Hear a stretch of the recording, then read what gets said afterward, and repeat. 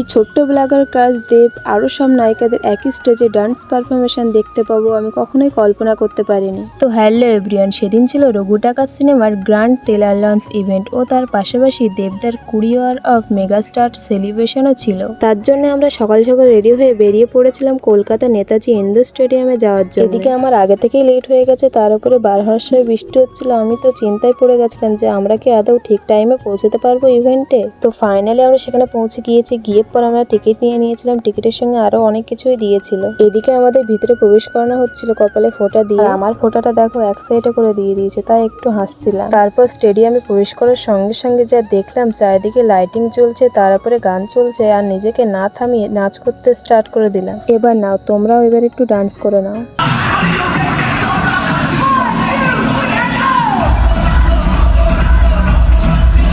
তো যাই হোক, অনেক ডান্স করেছি, অনেক এনজয় করেছি। এবার শুরু হলো দেবদার 20 ইয়ার অফ মেগাস্টারের জার্নির গল্প। আর এইদিকে দেখো আমার এক মুহূর্তের জন্য নাচই থামছিল না। তারপরে এলো প্রসেনজিৎ। আমি তো ভাবতেই পারিনি যে প্রসেনজিৎ আসবে আর আমরা দেখতে পাবো, সত্যি খুব খুশি হয়েছে। তারপরে অনেক গান হলো, অনেক নাচ হলো। তারপরে আমাদের মধ্যে এলো ইধিকা ডান্স পারফরমেশন করতে।